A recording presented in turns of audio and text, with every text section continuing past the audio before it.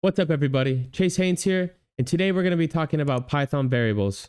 We're going to be talking about what they are, how we use them, and why we use them. With that being said, let's get into it. Okay, great. So first, we're going to hop into GitHub. We've made plenty of repositories by now. So let's go to your repositories. I'm going to make a new one for this project, and I'm going to keep it public so you guys can actually dive into it and look into it.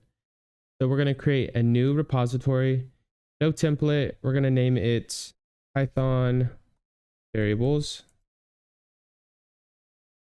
Let's learn Python variables together. We're going to make it public. We're going to add a README, no get ignores, and license. We'll throw an MIT on. All right, we're going to create our repository. And there we have it. So we are now going to run up GitHub desktop. This is just what I use personally. Clone this, open Visual Studio Code. All right, cool. So now we're in the folder and we have our license and our README set up. So we're just going to do a simple file.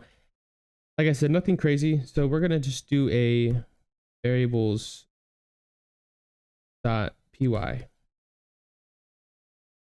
Okay.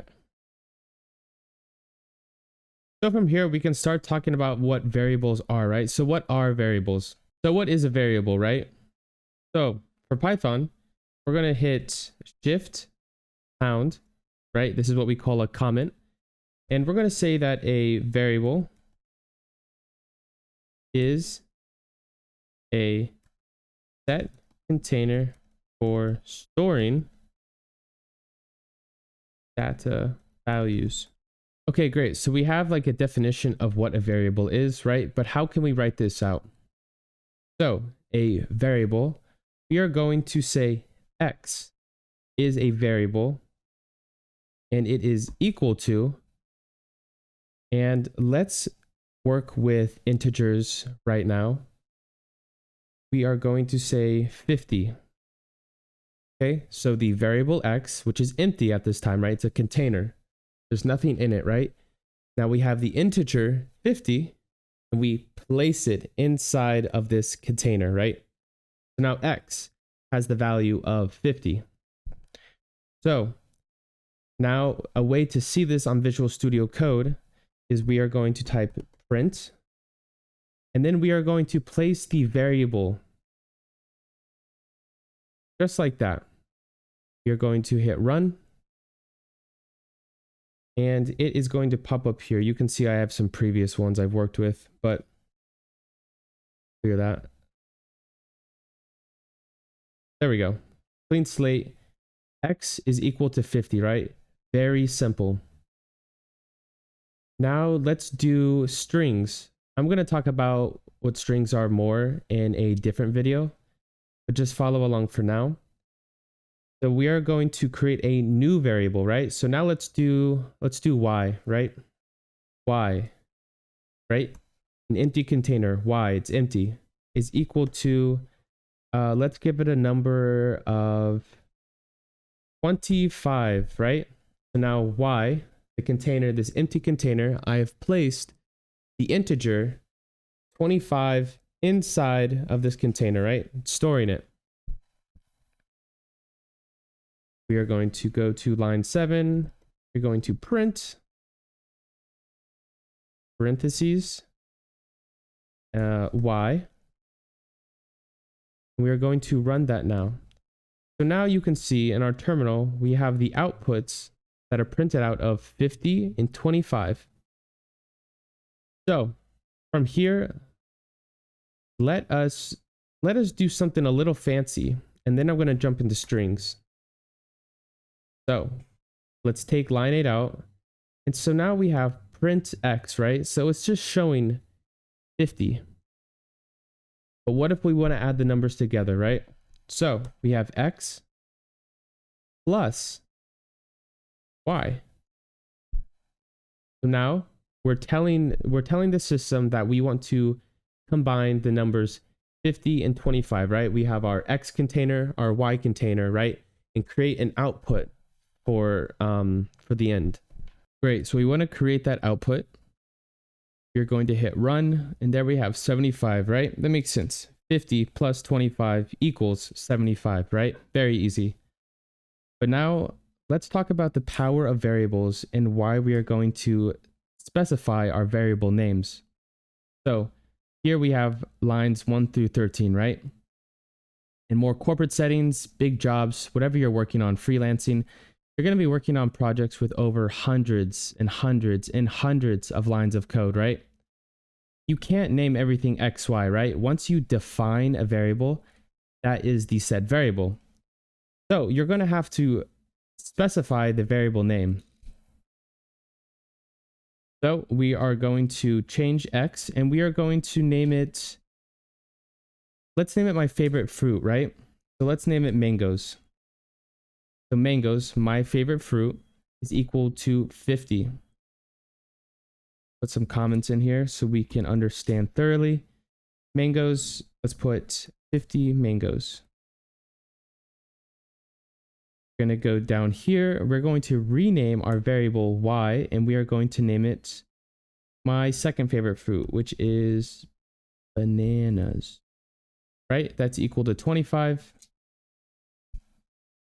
We're going to comment that. We're going to put 25 bananas. Okay, great. So now though, we need to combine these fruits together. We can print it out X plus Y, but we can create even a simpler way to do this. We're going to empty out our print, go to line 9. And so let's talk about it. How can we combine this variable and this variable? Firstly, we're going to have to create a third variable. So to follow the theme, Z would work, right? We had X as mangoes, we had Y as bananas, and Z as the, say, total sum, right? But like I said, we need to specify the variable names. So we are going to name this total, actually name it total fruit, right? This is the total fruit quantity between mangoes and bananas. So total fruit variable equals mangoes plus bananas. I'm going to comment this to make more sense. So total sum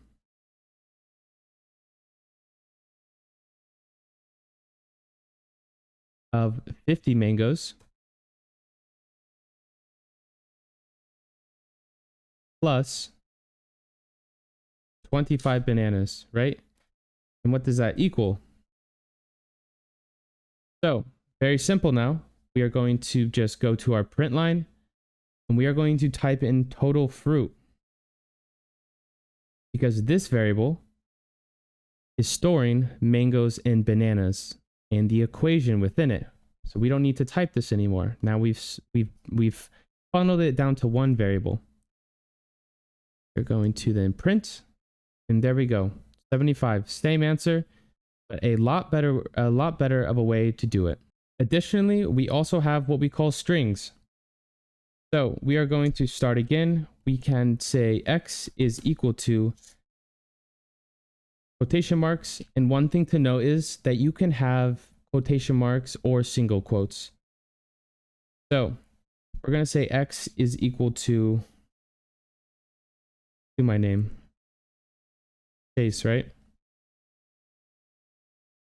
And we can do Y is equal to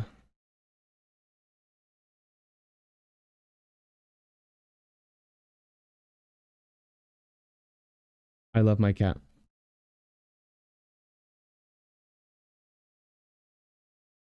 There we go. So let's take this out, right? Let's get rid of this print. We are done with integers. We're going to talk about strings. And we can say print X plus Y, right? I'm going to run that. Case, oh, name it this actually. I am Chase, We're going to put a space right here. And I love my cat. Okay, there we go, right? So it's combined these two strings together into a single line. Because if not, right, we would then have it on two separate lines, just like this.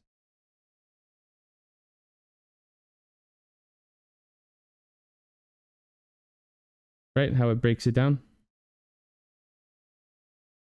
Bring that back. A good way, right, to go back on an issue that you had. For Mac, it's Command Z. So now let's rename these variables, right? So we're going to change X to name.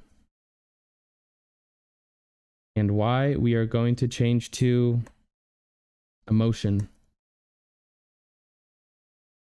Right? We're going to drop down. We're going to create now a third variable.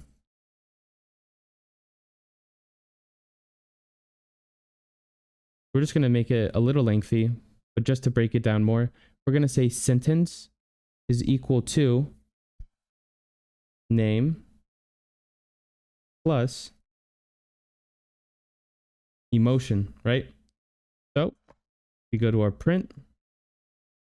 We now have the variables name, emotion, and a third variable sentence, which has these two variables inside of it, right? Containing it. Now print, and we are going to simply type sentence. Print this out, and there we go. I am Chase, and I love my cat. Something also very important that I want to talk about within the structure of how certain variables are called, right? We're going to jump down to line 19. And from here, we're going to say it is the order of variables.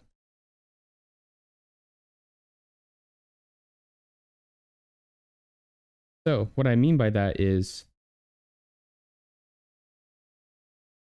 let's say X is equal to 4, right? We're going to log this, right? Our print. We have 4. This is great, right? This is exactly what we want. Later down though, someone also types it in and says X is equal to the string, right? We can do double quotes or single quotes. The string of I am happy. Right? We're going to print that X, and it will change what the variable output will be through the print. So just something very important to keep in mind.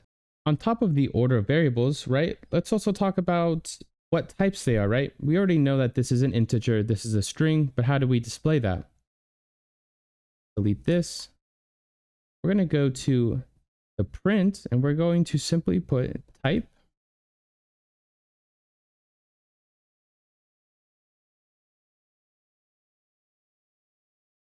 Type parentheses X, and then we're going to have the parentheses bracket the whole thing. We're going to run it, and there we go. Look at that. It's stating that it is an integer. Now let's do a variable where it is equal to a string, right? And